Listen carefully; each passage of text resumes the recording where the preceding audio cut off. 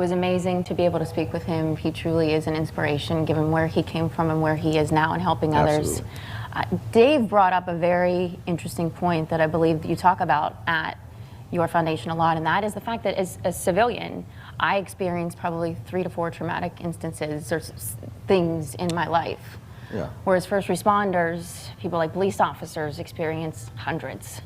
And to hear how they can be helped in a way like this is something amazing. I can't think of a more recent experience that happened here locally that would impact officers than the one that happened back in July in Lorain. We have those Lorain police officers here today. We are joined by Officer Brent Payne, Officer Peter Gale, Deputy Chief A.J. Mathewson, and Officer Pablo Cruz. Thank you all for being here today. Thank you for having us. It is a pleasure. Thank you for what you do for our community. I know this is the first time that we have seen Officer Payne and Officer Gale together live.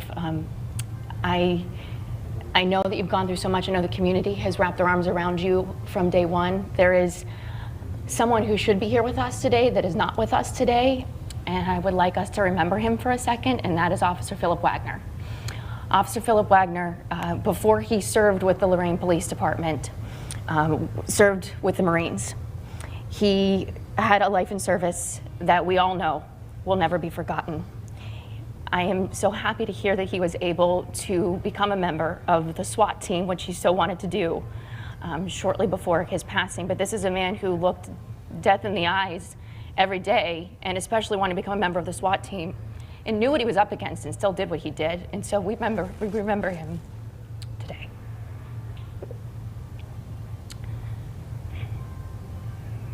So, Officer Gale, I know, Officer Payne, we've spoken with you.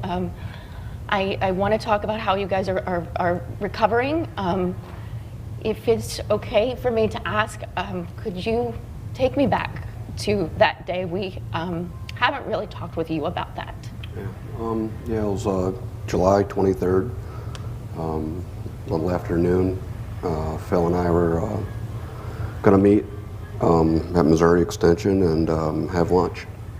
So I picked up a pizza and got there first, and Phil pulled up later, and we're just sitting there talking about his family like he always does. And I was getting ready to depart, and we came under fire through an ambush.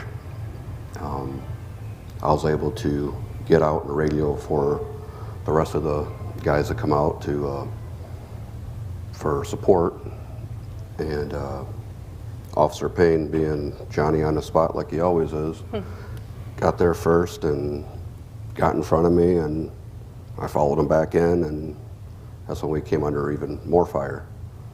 And later, all the boys showed up and neutralized the subject rather quickly. When you look back at that day, I can't ever put myself in your shoes. Do you mind what went through your mind? Were you thinking, do you even have a moment to think in those instances about anything else other than being under attack? No, you just resort back to training. You go in autopilot. We have a lot of training at Lorain PD, and that's one of the reasons why I think I'm still alive. I know. What did you call him before? Johnny? Johnny on the spot. Johnny on the spot. You've been called the GOAT. He's the GOAT, for sure. You've said you've run through brick walls for these men, and you did that day. How are you? I know you just recently had another surgery. How are you recovering? Day by day. It's a long process, but it's going. It's trending in the right direction. My PT is going great. I know it's going to take a lot more time to get healed, not only physically but mentally. But it's a journey that I'm ready to continue to go down and eventually get back to work. That's my ultimate goal. What has it been like for the two of you to have your brothers, your men in blue, women in blue there with you to support you through this process? It's nothing short than amazing. The support that we get, and it is. It's not like a regular job. It's this career that we chose. It's a family. It's a very, very big family, and a ton of support.